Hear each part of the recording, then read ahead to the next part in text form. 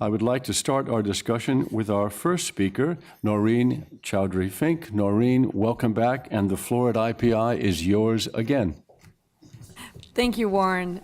It's great to be back, and welcome everybody. I know this is a tough time, Friday afternoon, lunchtime during a busy season, so it's great to see all of you here. I just wanted to briefly mention that I will be speaking about a report we have recently published this fall. It is on evaluating terrorism prevention programs, and I'll talk a bit about CVE. But this is being undertaken, in fact, as part of a broad multi-component project we've been doing this year on the topic of prevention and generously supported by the government of the Netherlands. And as part of this project on prevention, we've been looking at the challenge of evaluating programs. We've been looking at the work of our partners in the UN and other multilateral organizations and to see how we can support that.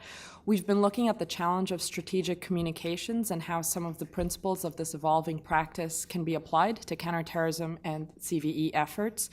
And my colleagues are conducting a perception study in East Africa, looking at communities in coastal Kenya and Somalia, to see how communities, or I'd say, what we call beneficiary communities, perceive the work of the UN and other multilateral organizations and how these can be tailored to support prevention objectives. So that is to showcase a little bit about the context of our work on prevention and to give a little indicator that we take prevention sort of to be a very broad effort. And with that, I'd like to take a little step back, and as Warren mentioned, CVE has become a much-used acronym, but I'd like to consider a little bit about what the evolution of this practice has meant for practitioners in the CT field. The emergence of this strategy, or CVE, reflects, as Warren said, an increasing focus by the international community on prevention rather than solely interdiction. And I think this is in large part due to two factors. One is a fairly successful effort at interdiction and investigation, but also due to the recognition that a sustainable effort to decrease terrorism and violent extremism requires greater focus on prevention, and I should say greater and more integrated focus on prevention.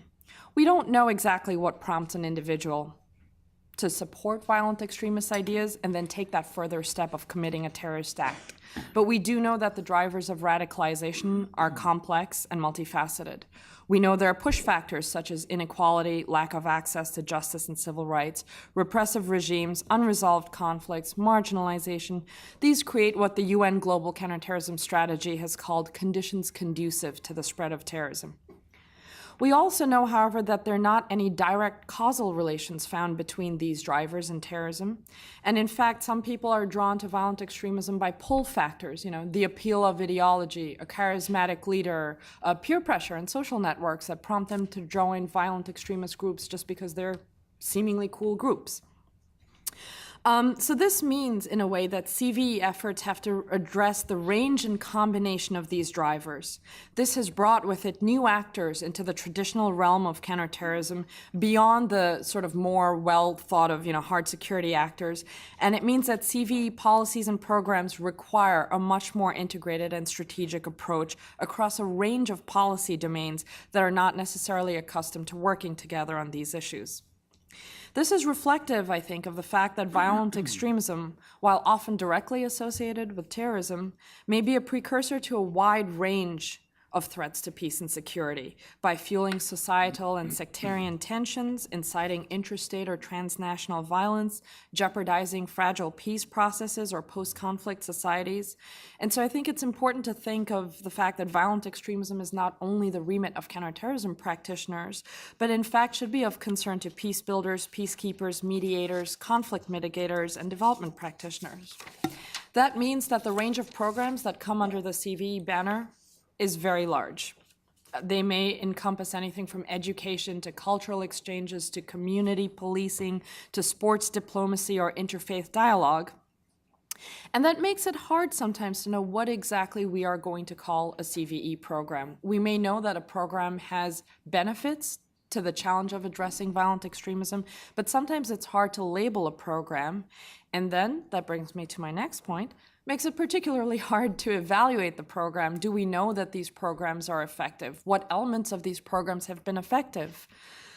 It is therefore essential that some kind of evaluation component is built into the program so that we can start to get a real sense of what of this broad laundry list, what works or what meets some criteria of success that is set by either policymakers or practitioners. I should add that while we can learn lessons from previous programming, I know that CV also does require some bold experimentation. So I'm going to present a few thoughts on our recent report here, Evaluating Terrorism Prevention Programs from Input to Impact, and it's co-authored by my colleague, Professor Peter Romaniuk, sitting here in the first row. And I'm sure he'll correct me if I get anything wrong or leave anything out.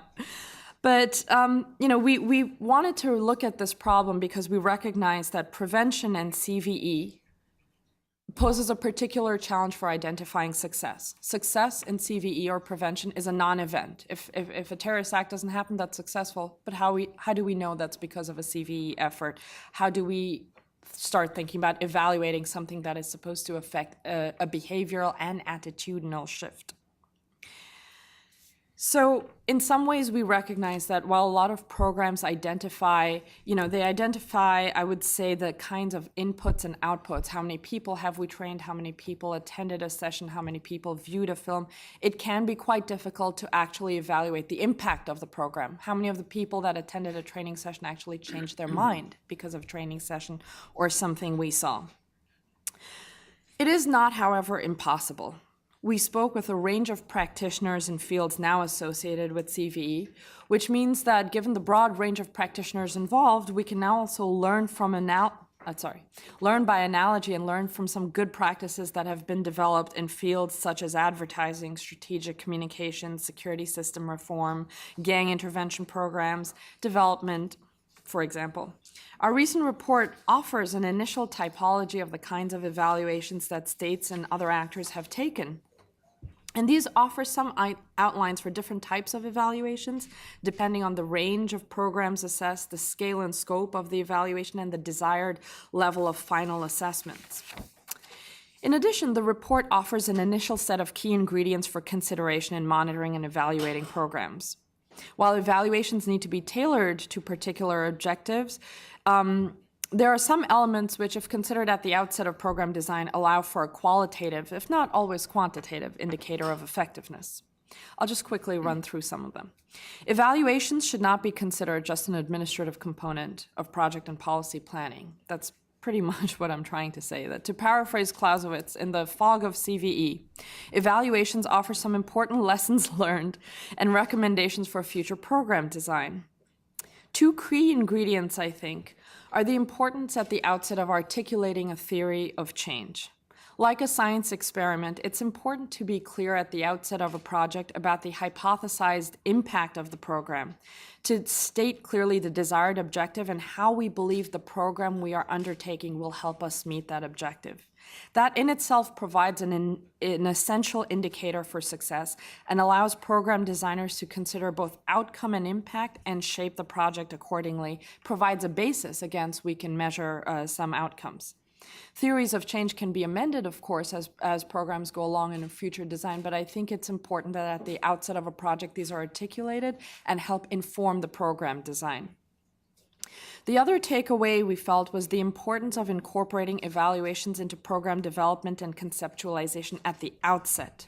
At the end of a program, it's sometimes difficult to go back and try and look at what we've achieved or look at indicators of success. But if it's incorporated in the beginning, it can minimize the budgetary impact of trying to undertake an evaluations. It can help incorporate it along the way and make sure that the program is effective not only, in the end, but as we go along, and we can maybe tweak things as we need. I think that highlights the importance of a number of tools that can help us get some answers, if not all of them. Baseline surveys, focus groups, polling, comparative assessments before and after, so that we can see what the baseline for work was before and how responses changed afterwards. We've seen that polling has helped a great deal in terms of looking at the impact of advertising, of strategic communications, focus groups, and of course with tools like the web, we can at least look at some kind of qualitative indicators of changes, changes in the discourse and tone in chat forums, changes in opinion, from people you're engaging with directly online through CV CVE interventions. So there are some indicators of qualitative success that we have found to be valuable across a number of policy domains. I'll leave you with some of those thoughts for consideration. We don't quite know if and how we can make CVE stick, but we do know that campaigns to change attitudes and behaviors have had positive qualitative impacts. Consider, for example, reductions in smoking, the recognizability of brands like Coke and Nike, even in far-off places, the evolution of tweeting, since you mentioned that, Warren. We know that efforts to impact societal behaviors and attitudes have changed. But to quote Lord Leverhulme of Unilever, I love this quote, I use it a lot, but I'll leave that as food for thought. Quote, "I know that half my advertising budget works. The problem is I don't know which half." It doesn't stop us from trying advertising, and I don't think it should stop us from trying and being bold with CVE and prevention interventions. Thank you. Thank you, Noreen. Now we'll hear from Ann Wu, who once again is the Special Political Advisor in the Office of the United Nations Counterterrorism Implementation Task Force. Ann? Thank you, Warren. Very close to you. Yeah, thank you.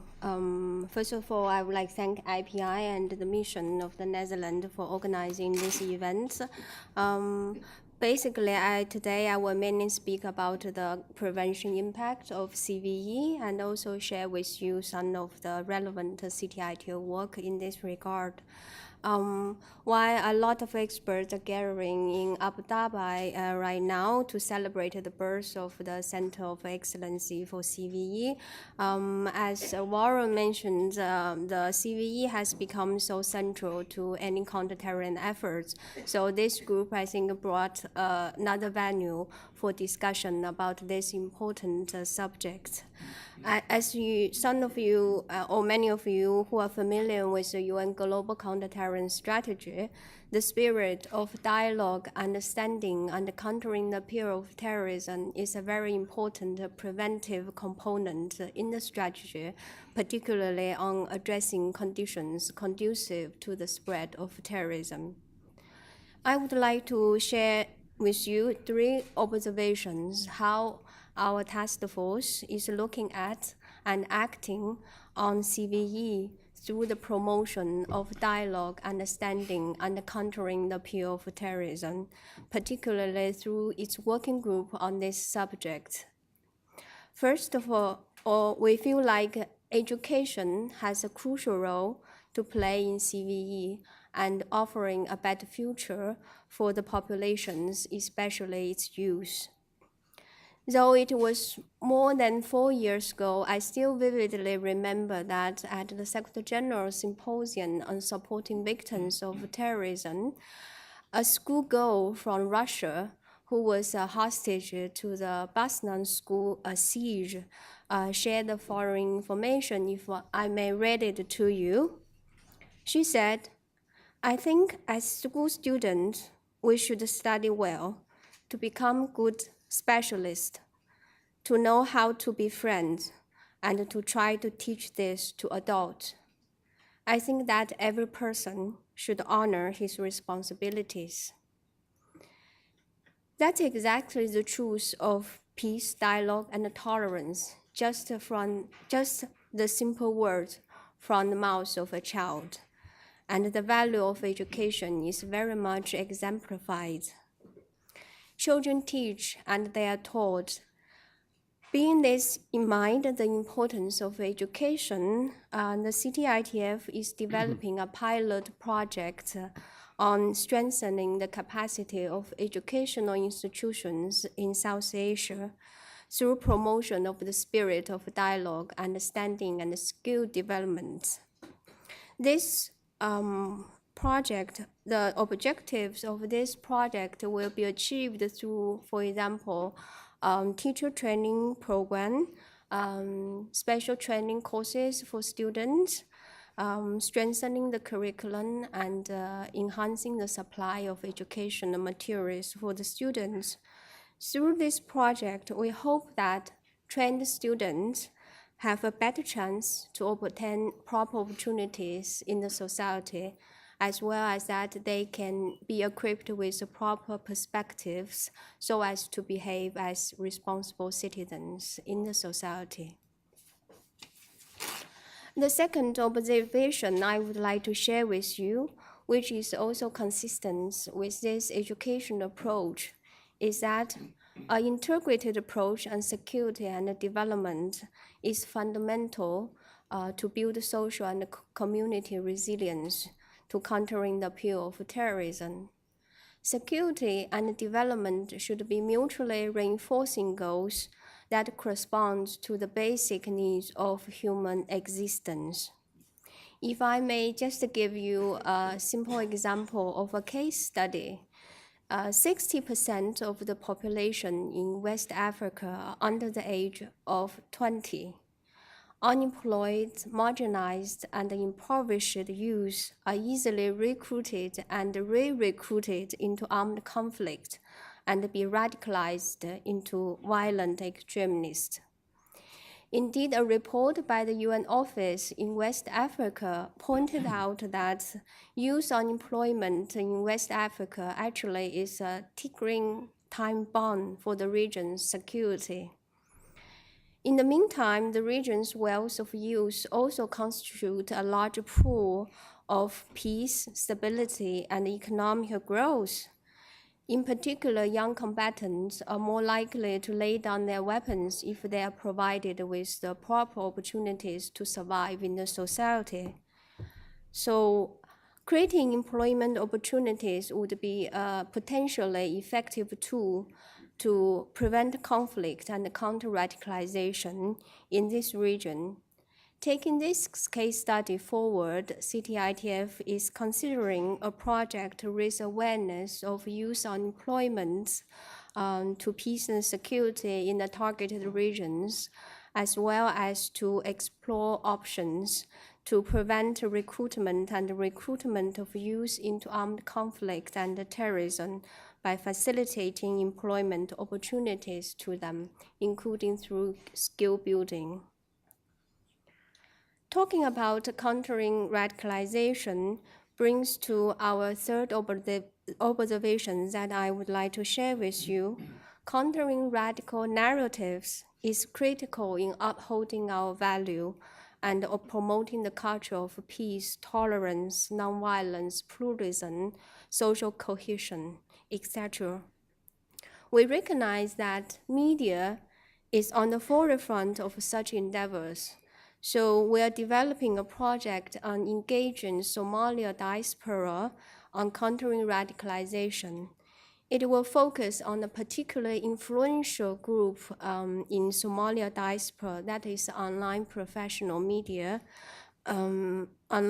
professionals, and enable them to play a constructive role on countering radicalization through professional skill training. In the meantime, we also understand the importance of supporting victims and give them a voice. So we are aiming to continue to provide media training for victims of terrorism in order to equip them with the necessary skills to share their messages. As you know that the peace and hope expressed in victims' messages are powerful themselves in counter-narratives of the messages by violent extremists. Of course, there are more tools than education, development, and counter-narratives to prevent and counter violent extremism. That I will look forward to the discussion that will follow. At the end of my presentation, as I come from an Oriental background, if I may also share with you a little personal takeaway on this issue.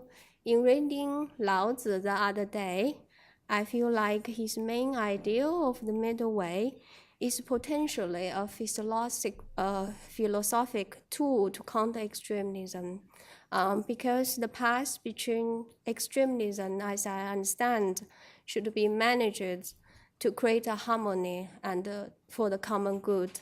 So that ends my presentation today. Thank you. Thank you very much, Han. And we'll now move on to E.J. Flynn, who once again is the Senior Human Rights Officer at the Counterterrorism Committee Executive Directorate. Thank you very much, Warren, and thank you to the International Peace Institute and to the government of the Netherlands for organizing our discussion this afternoon. I've had the privilege of working at the Counterterrorism Committee Executive Directorate since its founding about 7 years ago. We've worked closely with our UN partners, including ANN and CTITF, and with our civil society partners, including Noreen and the Center on Global Counterterrorism Cooperation, and member states. And our main priority, of course, has been monitoring implementation of Resolution 1373, which is very much enforcement-focused, an enforcement-focused approach to countering terrorism. But in recent years, in addition to emphasizing Resolution 1373, and with the support of the committee, we have moved more into the area of, indeed, countering the ideas that are being advocated and promoted by persons around the world, which would justify terrorism and violent extremism. And so our approach, therefore, requires us to really confront, in an intellectual sense, the ideas, the philosophy behind violent extremism, and to try to find ways to bring society together to reject that philosophy. It's quite significant, of course, that the Security Council itself, in Resolution 1963 and in other resolutions, said very clearly that terrorism will not be defeated by military force, law enforcement measures, and intelligence operations alone. But it called on member states also to address the conditions conducive to the spread of terrorism, which are identified in the General Assembly's global strategy. And those conditions, as you know, include such questions as marginalization, discrimination, poor governance, and human rights violations. Now, these are very sensitive issues for member states, for civil society, and for all those concerned with preventing terrorism to engage with. But we are, I think, quite firmly committed to the idea that it is essential to look directly at these issues and come up with solutions. I'm often reminded of the statement by the former Secretary General Kofi Annan, which I think is one of the best encapsulations of this idea, in which he said that while terrorism is an evil with which there can be no compromise, we must think with our heads and not our hearts in deciding our response. So how do we do that? Well, at CTED, we use the opening provided by our second resolution, Resolution 1624, which deals with the prohibition and prevention of incitement to commit acts of terrorism. The resolution calls for law enforcement-based responses to incitement that also, incidentally, respect the right to freedom of expression. But it also calls upon states to counter incitement motivated by extremism and intolerance, and it promotes the value of dialogue among civilizations as a tool in dealing with the terrorism threat. So the question has been posed to us, how can we work with states to put that aspect of Resolution 1624 into practice? And it's not an easy question, but we took that mandate to us to organize a series of regional brainstorming sessions or workshops at different locations around the world, which were funded in part by the government of the Netherlands, to work on devising smart, comprehensive strategies to confront the threat of violent extremism through a range of approaches. And in the last year, we've held consultations for Central Asia in Tashkent, Uzbekistan, for East African states in Nairobi, and for states of the Sahel and Maghreb regions in Rabat just last July. And one of the keys to success in this effort, in these brainstorming sessions, I would argue, is very much the involvement, the very prominent involvement of civil society. Now, of course, there, as you're all well aware, there has been some debate and sensitivity historically on the question of civil society's role in Security Council action. But the Security Council resolutions are absolutely clear that not only governments, but civil society and other non-governmental actors have a key role to play. Resolution 1624 mentions that, and I won't quote either that or Resolution 1963, which extended our mandate, but it did encourage us, as appropriate and in consultation with the committee, to engage with civil society in identifying good practices for countering the philosophy behind terrorism. Now, there are two aspects to engagement with civil society which I think are important to highlight. The first is whether grassroots civil society organizations are actually that keen to join in counterterrorism brainstorming.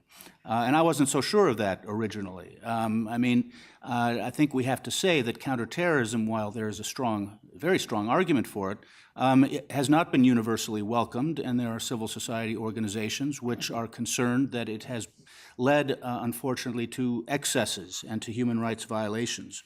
But what we have found, in fact, is that there are very credible, very hardworking civil society organizations at the grassroots level which want to have a voice in crafting comprehensive counterterrorism strategies, precisely because, and it's totally obvious, because of the impact not only of counterterrorism, but of terrorism on their communities, and because of their understanding of what is going on in those communities.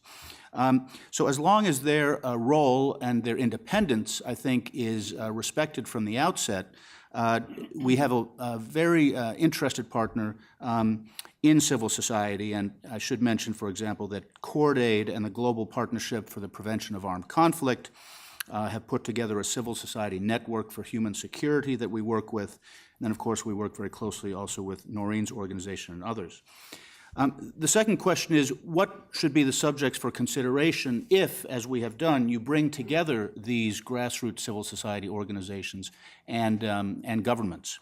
And I would say it really does need to be some of these sensitive topics within conditions conducive, which includes governance issues, lack of development, employment, and human rights, patterns of human rights violations. And the discussion, and we consider this very important, should not be confrontational or combative, but it's possible to find common ground, I think, between credible civil society in coming up with comprehensive strategies that deal with conditions conducive. I just want to mention quickly, some of you may have seen that there was a report published about a week ago by the Institute for Economics and Peace, which noted that incidents of terrorism happily seem to have leveled out since 2007. But one conclusion of the Institute's study was that it's not necessarily poverty, but it's more low political stability, low cohesion between various groups in society, human rights violations, and high levels of group grievances, which seem to have a direct correlation with the incidents of terrorism. So I won't go over the activities. My colleagues, Anne in particular, have mentioned some of the work that's being done by the UN on CVE. And I would say that some of it is quite focused, and it's a little, I don't know, dare I say, paternalistic in the sense in that it is focused on those who have espoused radical or extremist views, for example, prisoners, and it's aimed at disabusing these individuals of their extremist ideas. Well, that is certainly a legitimate goal and an important goal. There's also been a great emphasis on the importance of raising the profile given to victims of terrorism and hearing their voices. But I would say that, that we also, as an international community, have an obligation to try to find a way to promote real engagement between governments and civil society in addressing some of these conditions conducive because of the shared interest between governments and civil society in ending terrorism. And my last comment would just be, I noticed at the commemoration of International Human Rights Day at the beginning of the week that the High Commissioner's Office chose as its theme for this year inclusion and the right to participate in public life. And I think that that should really be a cornerstone of our approach to countering terrorism and other threats, which is to say, trying to reach out and trying to involve broader society in developing strategies that can deal with this threat. Thank you. Thank you, E.J. And finally, go to our partner in today's event, the Permanent Mission of the Netherlands to the UN, and we'll hear from Ali Dorhout, who is the head of the Political Affairs section there. Thank you, Warren. And first of all, many thanks to you, to the host, and to our panelists, and to the audience, all of you who came out for this meeting about countering violent extremism. Countering violent extremism is one of the pillars of the national counterterrorism strategy of the Netherlands. And since we are one of the few countries with a national strategy, allow me to say just a few words about the strategy. The national strategy for counterterrorism in the Netherlands is an integral and cohesive approach to terrorism for the coming years. The main point of departure is that an effective approach to terrorism can only succeed if the phenomenon is nipped in the bud. Not only must the acts of violence themselves be tackled, but also the process that preceded these acts. And to do this, we are convinced that you need a combination of preventive and repressive measures. A comprehensive approach which has been used successfully in the Netherlands now for some time. Now about countering violent extremism. What exactly is meant by violent extremism? How do you counter it? And why is it important to do? Violent extremism is defined as the willingness to use or legitimize violence as the extreme consequence of an extreme way of thinking. But before a person reaches this stage, he or she has gone through a process of radicalization. And therefore, countering violent extremism starts with preventing radicalization.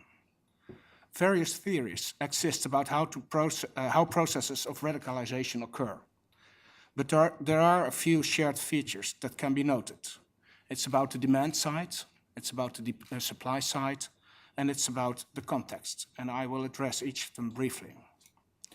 The demand side in the current context consists of the young generation of people who are looking for the meaning of life for various reasons, often relating to migration, generation and cultural gaps, and sometimes faulty religious infrastructure. These young people may leave the traditional family atmosphere and search for answers about faith, about international relations, and about their role and place in society. The supply side consists of the ideology offered by Al-Qaeda-inspired movements, for example, who intend to appeal to these young people as they look for answers, for a sense of direction, and look for a sense of purpose.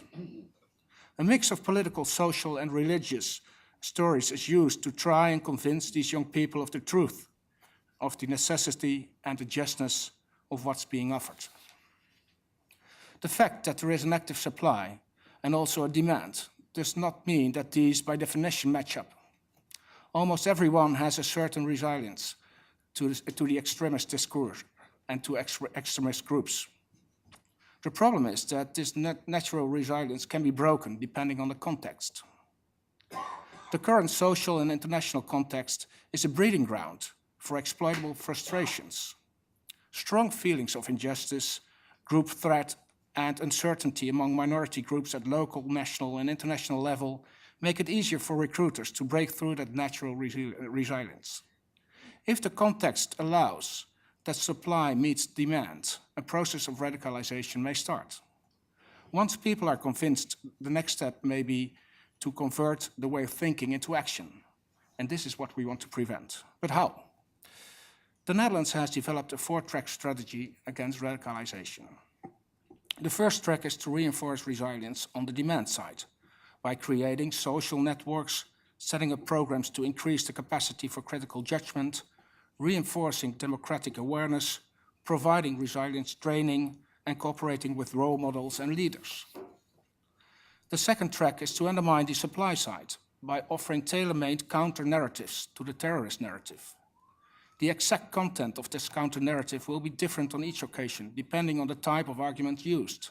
They may be political, moral, religious, etc. Depending on the environment in which the discussion is held. Is it in a region? Is it in a country, a city? And the size of the target group at which the message is directed. It can be an individual, it can be a group, etc. And of course, the internet plays an important role in this respect. The third track is to reduce the breeding ground by recognizing and addressing the issues that are of interest to the groups that are vulnerable to radicalization, and explaining the structure, the philosophical and historical base, the values and the traffic rules of an open society like the Netherlands. And maybe even more important, offering an explicit opening to fully participate in Dutch society. The last track is to reverse observed processes of radicalization, which we call de-radicalization. Former radicals can play a crucial role in this process because they have the experience and the arguments to change the views held by radicals. Another tactic which has proved useful is an appeal for assistance on religious leaders and on family and friends. Lastly, special de-radicalization programs are being developed in prisons and are being continued after the period of detention has ended. And this is, with an eye on the clock, in short, what we do to prevent radicalization. It's just one aspect of the preventive measures which the Netherlands takes as part of the overall national counterterrorism strategy. We believe that it is of great importance to address this process of radicalization in the first place, to prevent violent extremism, and in the end, to prevent people from engaging in terrorist acts. In case people are interested in the national counterterrorism strategy of the Netherlands, I've brought a couple of copies, and I'm most willing to hand them out afterwards. I've got them here, so please let me know, and I'll give them to you. Thank you very much. Thank you, Ali. I want to go to the floor for questions, but I just want to ask a question of my own that's been occurring as several of you have mentioned, talked about de-radicalization, talked about the radical narrative, talked about countering the narrative. And my question is, and actually I'm recalling a couple of events we had here before when Noreen was my colleague, one of which was a fellow who came in one time and was very adept at getting into radical websites and basically presenting on those websites the counter-argument, trying to debunk the narrative, and that fascinated me. And the other one was when one time she brought Ed Hussein here. Ed was the author then of The Islamist, which was a book about his own experience, having been radicalized, how he got out of it. At that point, he's now with the Council on Foreign Relations, but at that point he was with the Quilliam Foundation. Matter of fact, I think he was the founder of it in London, whose whole purpose was to de-radicalize young people who had been radicalized to particularly by radical Islam. Anyway, the question I had, and any of you can answer it for me, is the strategy to prevent a more attractive narrative, understanding what the needs are of the person you're addressing it to, or is it to debunk the radical narrative, or is it both? Happy to jump in. In true academic form, the answer is a little bit of both. And I think what's very interesting is that because people recognize, I think, the levels of radicalization are different, the root causes are different, the motivations are different. There have been approaches at different levels. So you have folks like Evan Coleman who've been, trolling the websites and sort of monitor the chatter. But then you also have some states, like I know the U.S. has actually, engages in chat forums under the, clearly stating that this is the U.S. government, and they engage in debates on multiple forums as the government. They've said, reportedly, of course, they're met with a lot of challenges, but when they are discussing like factual information, if they're talking about the, number of deaths or fatalities or presence or something, they found that it is still apparently credible and people do take, engage constructively.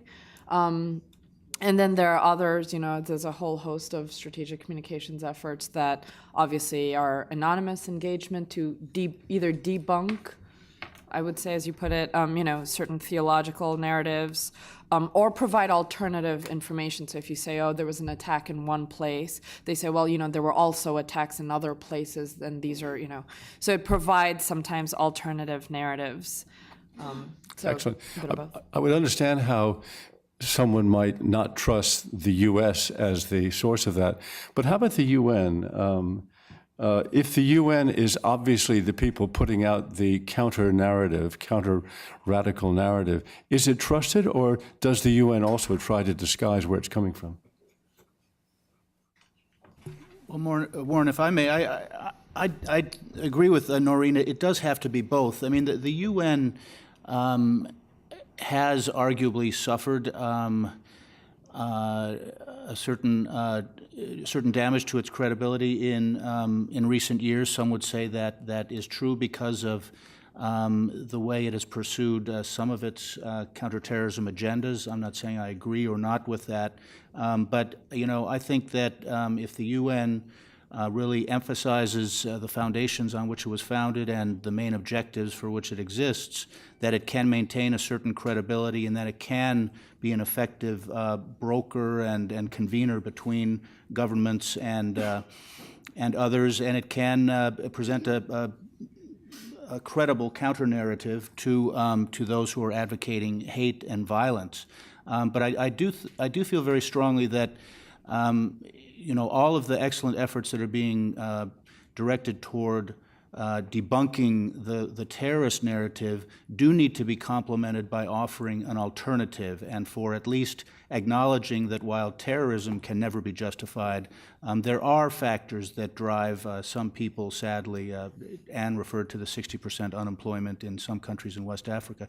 These factors are real factors, and it's not enough, I think, for the government or the UN to simply say, terrorism is bad. You have to try to address these things, and this is something that I think the UN can be an effective advocate for. Excellent. I'll have a question here in the second row. If you could identify yourself, please. My name is Mikiko Sawanishi, working for United Nations Democracy Fund, UNDEF. So we also do work with civil society organization, local level, grassroots, really. And then because of thanks to our open call for proposal process, annually we receive 3,000 applications, and usually we find a very good, solid, neutral civil society organization on the ground, grassroots. And I just really wondering, you mentioned how you really can identify such a partner on the ground, not necessarily global reach, but really grassroots level to do the activities for your objective. The second question I really want to ask is, you already mentioned Mr. Flynn and also Ms. Yu, because this issue is really contentious and very complex. You have to really change philosophy and the mindset of somebody. And I'm just really wondering what exactly your project or program is really doing, because we also use many different methodologies, workshop and training, and even like sometimes use arts and then video and the IT, everything. But it's really long-term issue for democracy promotion, even more difficult and more long-term issue to change somebody's mindset. So I just really want to know your examples. Thank you. Anne, would you like to answer in the second half of that? Or I can also add. Okay, EJ, can you? But please feel free to. Well, thank you very much. I think it's very interesting to hear a comment from someone working for the Democracy Fund and the Democracy Office, because for me that's a critical part of the UN's engagement, and it is a sort of promotion of democracy and free expression, and as I referred earlier to the right to participate and to participate in public life. It's been fascinating for me, as someone who is by no means an expert in international civil society and national civil society, to work with some very knowledgeable partners, including the Center on Global Counterterrorism Cooperation and others, to really, apply some serious effort, as I'm sure you do, to identifying credible partners who both represent a significant constituency and also are constructive and, are seen with some measure of trust and respect by government authorities. I mean, we try to find the right partners, and so you sort of go through the process of investigation, not background checks, but you talk to people and you try to find organizations that are really doing serious work on the ground. And as I said, Cordaid, for example, based in the Netherlands, has been a crucial partner also for us in this. And in terms of how the project works, how our specific workshops operate, I mean, this is where I think actually we should probably get together and discuss this more in depth, because I've gotten more of a sense that that there is, unsurprisingly, a methodology and an academic discipline in promoting participation. Actually, I just was in Latin America a couple of weeks ago and saw an old friend of mine who's with the Office for Public Participation in this country. I mean, there's a whole, methodology to how to, help citizens who are not actually in government to have some sort of meaningful input into government policy. And the eventual output that we are aiming toward is what the Security Council has identified as national strategies, comprehensive national strategies to deal with terrorism. But I think we could learn more from your office, so let's be in touch later. If I may add to the second question, I think you mentioned about changing the mind. So this is a very tricky issue.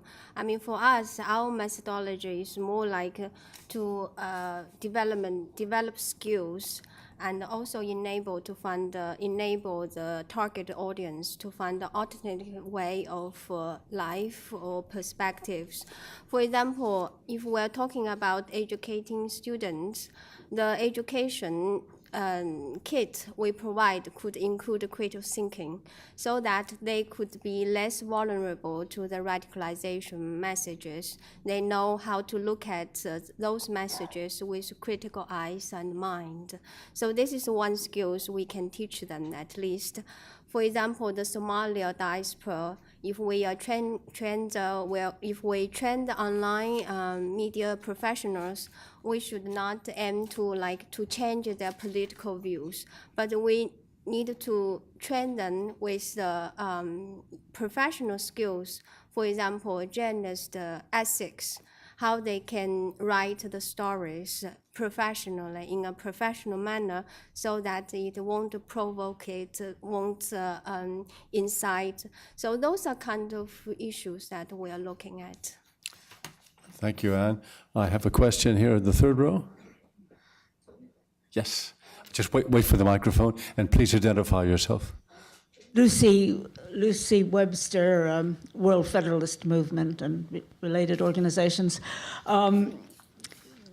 To what extent do you think terrorists are undertaking terrorist acts with some sort of programmatic objective or set of objectives, or are they just expressing fed-upness?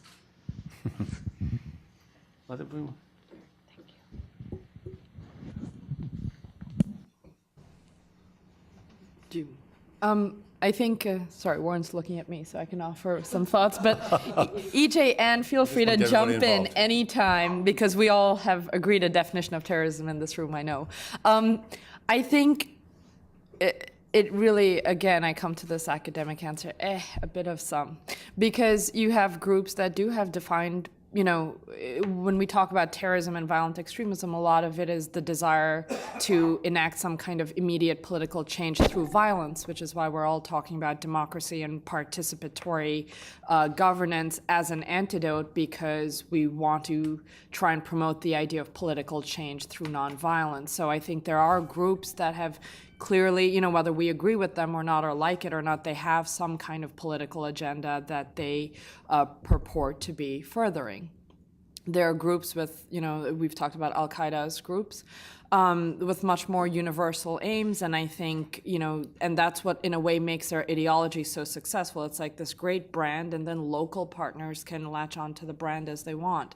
So maybe Al-Qaeda core has some vague universalist aim, but then what we see is sometimes their local, local partners or, franchises, whether in North Africa or in different parts of the world, may actually have some kind of political agenda that they're furthering. So I think it really, and then of course if we're looking at violent extremist right-wing groups, a lot of them do have very clearly stated political agendas in their home countries. So I would say it really depends on the group and the region that we're working on. But okay. I was just thinking fed-upness may be the hardest thing to combat because there's just nothing there, How do you... a specific ideology you can counter, but I guess, actually, democracy, participation is the answer to fed upness, which we'll probably get. But it's a good phrase. I'll keep that in mind. Please, we'll hear. Actually, there's someone in the back row first, and we'll come to you. Thank you. My name is Enrique Gil, Mission of Spain. It's not a question, just a few remarks. I have to thank you very much for this hosting this meeting for the Netherlands. It was a great presentation, all of you. I've been dealing with counterterrorism a lot of years, so I think that CVE is a basic point in the counterterrorism. We in Spain have some local terrorism and international one. So, of course, the terrorism has a lot of local features, but at the end, they have general patterns. For instance, we consider that our local terrorism, the terrorists, they have only an operational life of 2 years until they are arrested. So they always need a feeding ground for new recruits.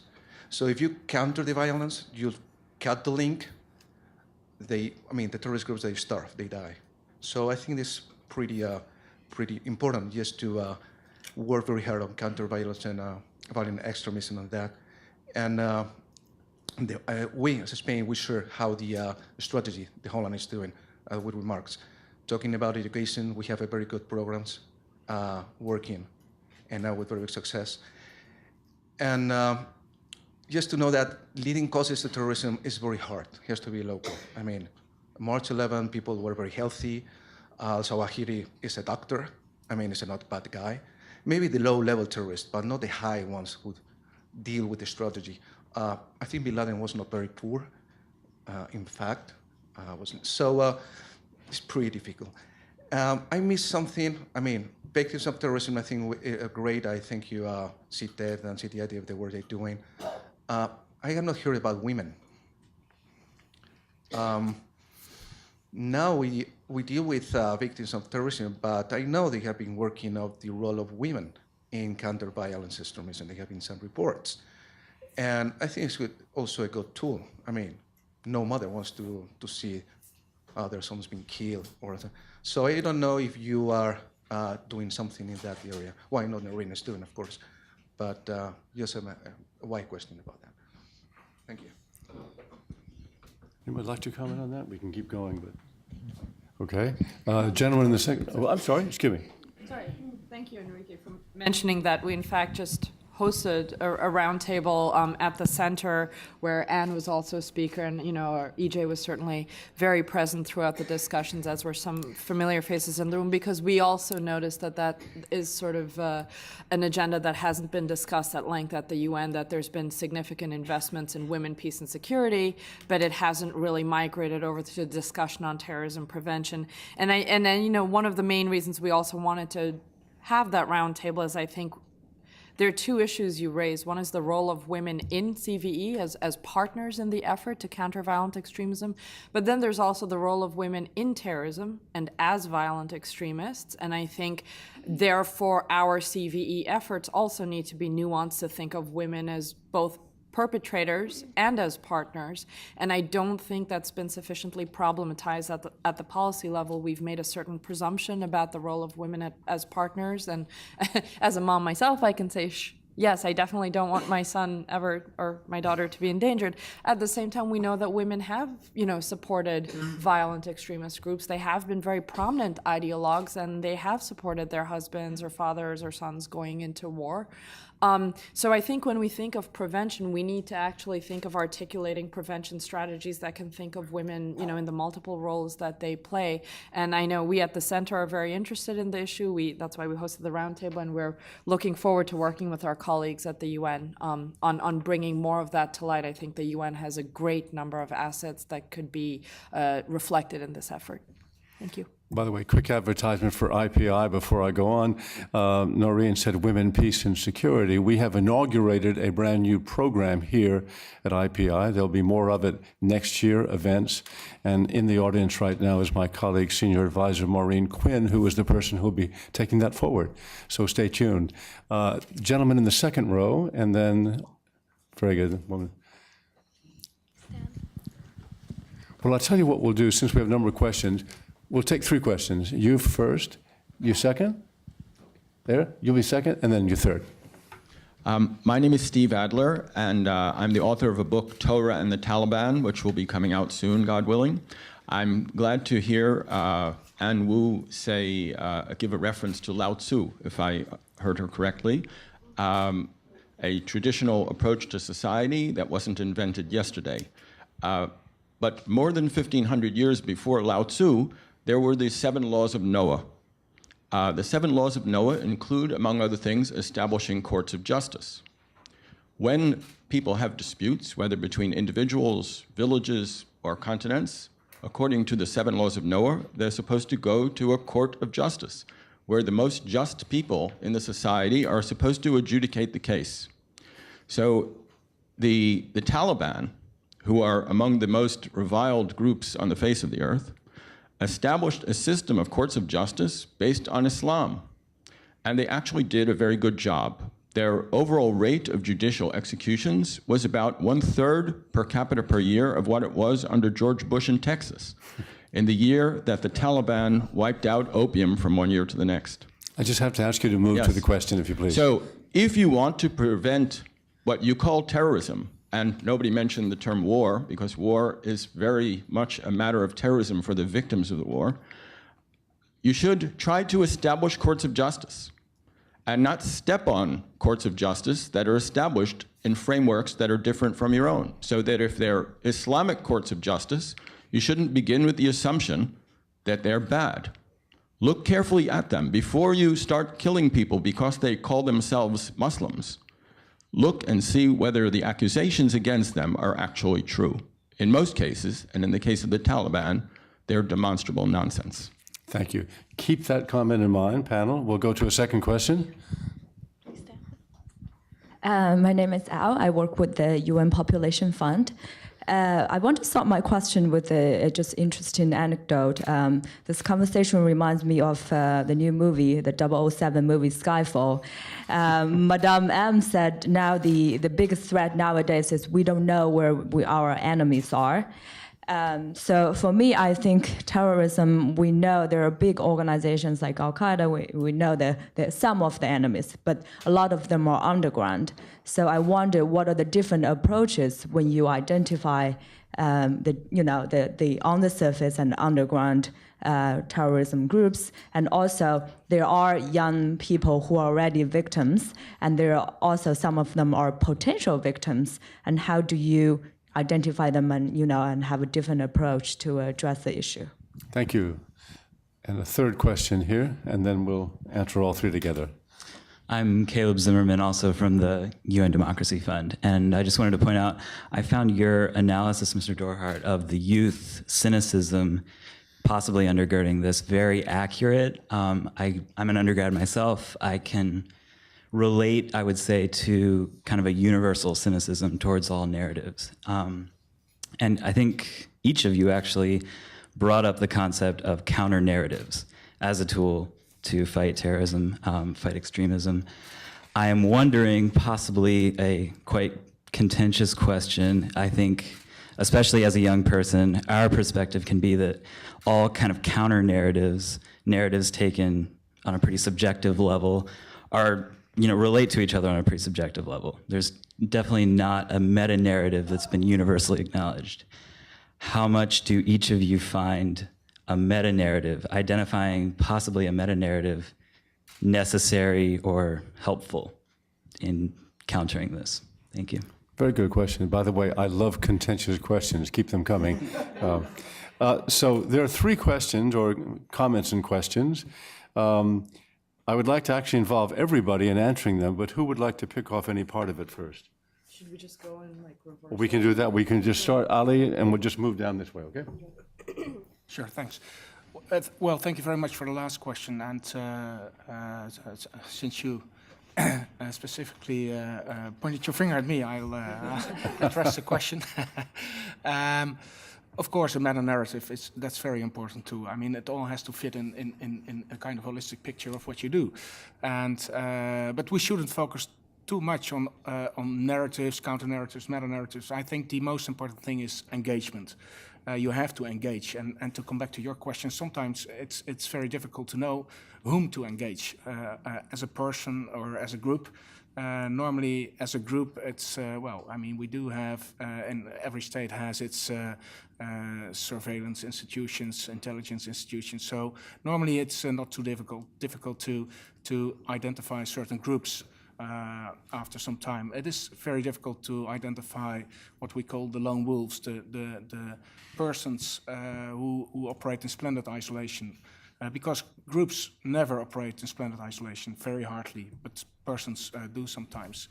And what we always say about our strategy is we'd like to prevent when we can, and to be repressive when we must. But really, we like to focus on prevention and not on repression. That's something, and I mean, that's more like a last resort. That's something you don't want to do, but you have to do. That's what I would like to comment on the questions. Thanks. Maureen? Sorry, the question of local courts of justice, I do think that's a very important point, and I think we've seen access to justice as a huge grievance, but I think we are learning the lessons of the importance of local actors, local traditions, credible interlocutors, and I think that more and more as I see, either CVE practitioners or prevention practitioners trying to think about it, we're wary of,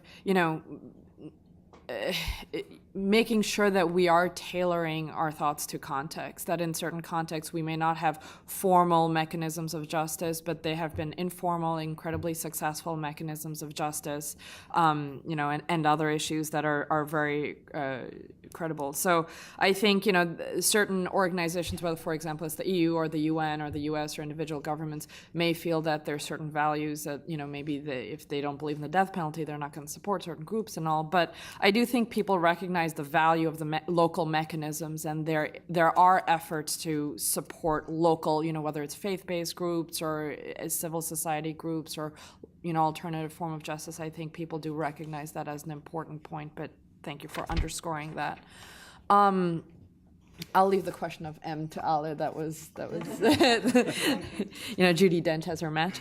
The question of counter narratives. I'm just back from a workshop we did on the role of the media in addressing civil violent extremism and counterterrorism in South Asia. So you can imagine that was a robust and contentious discussion, and this subject came up quite a lot because I think, yes, the value of a meta-narrative, it is, like, I think Al-Qaeda has done that very successfully, which is how everything can fit into it well, which is what makes them a great brand. So to that extent, yes, it's useful to have one to compete with it. But I think, and my youth may have left me a few years ago, so I don't want to be optimistic and grouping myself there.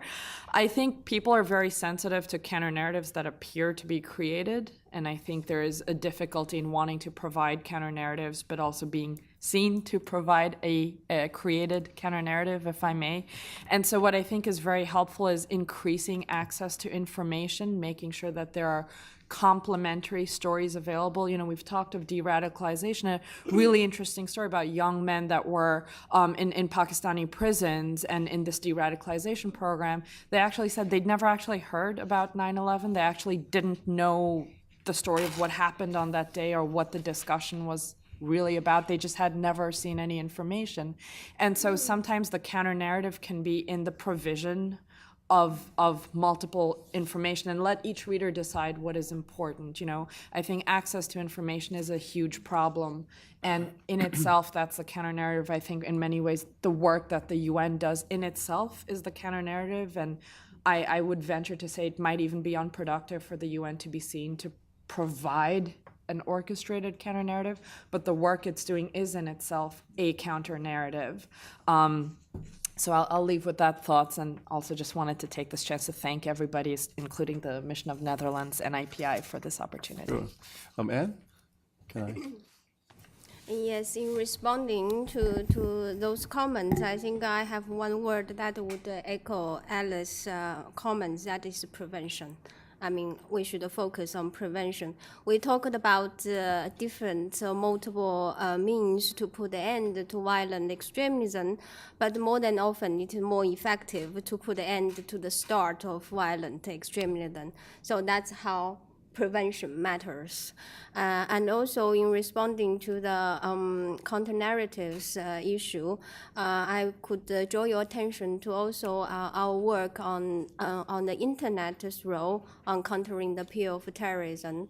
Actually, last year we had a meeting in Riyadh on this subject, and there are some recommendations contained, as the outcome of this meeting, including study and collect examples of extreme messages and see what's the weakness and what's their strengths. And also, in addition to that, we should also collect and analyze and study the examples of counter-narrative messages and to see what works and what didn't work, so as to better craft our counter-radicalization efforts. Thank you. And CJ, we're almost out of town, so these will be your last words. Okay. I can go on as long as I want in that case. Okay, yeah, last words. All right.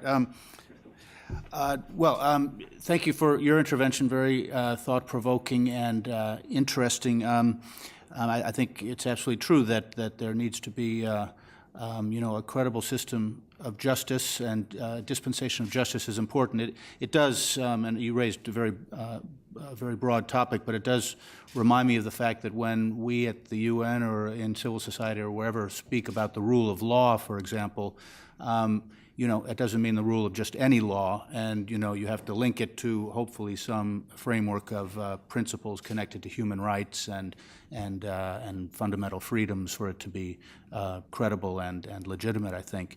But to Ao Kong's question about not knowing where your enemies are and how to deal with underground organizations, that's part of the difficulty in countering extremism, I think, because a lot of these messages are transmitted anonymously over the internet, or these organizations are being conducted underground. So it is essential, I think, to have that enforcement aspect. Some states, including some represented here, are very diligent in scouring the internet for potential radicalism and violent extremism, and we do have to remain alert. And I think that has to be complemented then by the communication of a positive message and a counter-narrative. And just on that point, though, I would say that that this is a concern I've always had, a sort of a sneaking suspicion that it's not, we can't stop at just saying, the terrorist narrative requires a counter-narrative, because a lot depends on the messenger and the credibility of the messenger, and even if states have the best of intentions, they aren't always given the benefit of the doubt, and they don't always have the credibility, and for that matter, sometimes the UN doesn't. But that's why I think that the counter-narrative is important, but then, as you rightly point out, I think a meta-narrative which really promotes this idea of democracy, of human rights, of giving people an opportunity to address fundamental concerns. Well, thank you all very much. First of all, as we said at the beginning, for coming out at a time when it's difficult to get free of commitments and you want to get free of this place because holidays are about to begin. Thanks very much to my panel. I'm particularly pleased that my friend Noreen Chowdhury-Fink came back. And I love the conversation about narratives, counter-narratives, and meta-narratives. Thank you. That's a new phrase for me. So I leave educated also. Thank you very much.